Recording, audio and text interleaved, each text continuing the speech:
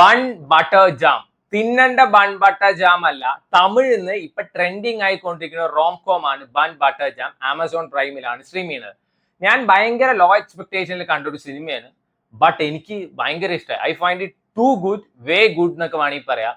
Fun, super fun, simple, beautiful, sweet എന്നൊക്കെ പറയാൻ പറ്റുന്ന നല്ലൊരു പടമായിട്ടാണ് പേഴ്സണലി എനിക്ക് തോന്നിയത്. എല്ലാവർക്കും ഇത് ഇഷ്ടപ്പെടുന്നുള്ള ഗ്യാരണ്ടി ഒന്നും ഞാൻ പറയില്ല. ഇതിന്റെ ട്രെയിലർ കണ്ടു നോക്കുക. And if you find it entertaining then go for it, otherwise don't എന്നേ ഞാൻ പറയുള്ളൂ.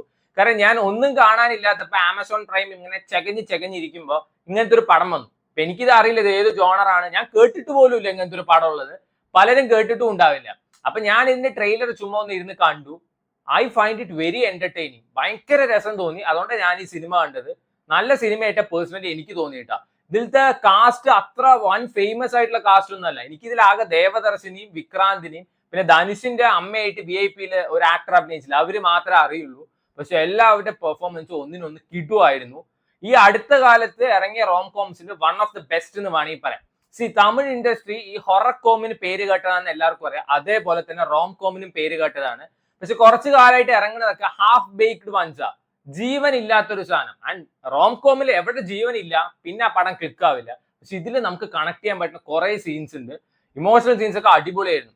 എഞ്ചിനീയറിംഗ് ഡിഗ്രി പഠിക്കുന്ന നായകൻ കമ്പ്യൂട്ടർ സയൻസ് ഡിപ്പാർട്ട്മെന്റിലാണ് ആൾ പഠിക്കുന്നത്. ആൾക്കൊരു ലവ് സ്റ്റോറി ഉണ്ട്. തൊട്ടടുത്ത് താമസിക്കുന്ന നായികയ്ക്ക് ഒരു ലവ് സ്റ്റോറി ഉണ്ട്. പിന്നെ ഇതൊക്കെ എങ്ങനെ കണക്ട് ആവുന്ന കാര്യങ്ങളൊക്കെയാണ് പറഞ്ഞു പോകുന്നത്.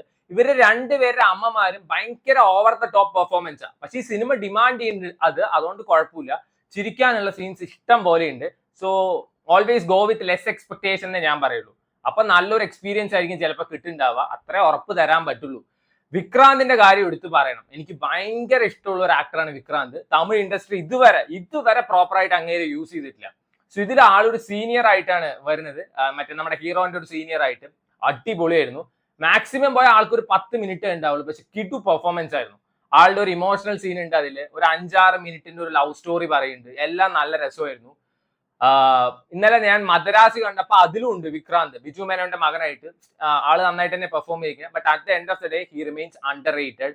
ആളുടെ ദീപാവലി ബോണസ് പറഞ്ഞൊരു സിനിമയുണ്ട്, ആഹയിലാണ് സ്ട്രീം ചെയ്യുന്നത് തോന്നുന്നു. നൈസ് പടമാണ്, എനിക്ക് ഭയങ്കര ഇഷ്ടമായ സിനിമയാണ്. സോ കാണാത്തവരുണ്ടെങ്കിൽ കണ്ടു നോക്കുക.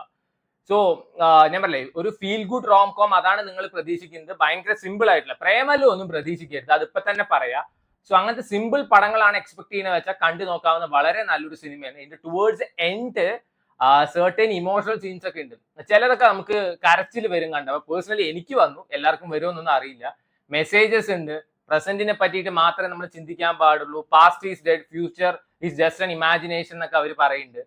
എനിക്ക് പേഴ്സണലി കണക്ട് ചെയ്യാൻ പറ്റുന്ന കുറെ സീൻസ് ഉണ്ട്. ഇടയ്ക്കിടയ്ക്ക് പാട്ട് വന്നുകൊണ്ടേ ഇരിക്കുന്നുണ്ട്. പക്ഷെ അത് ഒരിക്കലും ഒരു രസം കൊല്ലിയായിട്ട് തോന്നിയില്ല. ഹീറോ ആൻഡ് ഹീറോയിൻ അവരൊരു കെമിസ്ട്രി നല്ല രസം ഉണ്ടായിരുന്നു. കോമഡി ഒക്കെ അടിപൊളിയായിരുന്നു. ചിരിക്കാൻ കുറെ ഉണ്ടായിരുന്നു. സോ വേണ്ടവർ കണ്ടു നോക്കാം. Try it out. ആമസോൺ പ്രൈമിൽ അവൈലബിൾ ആ.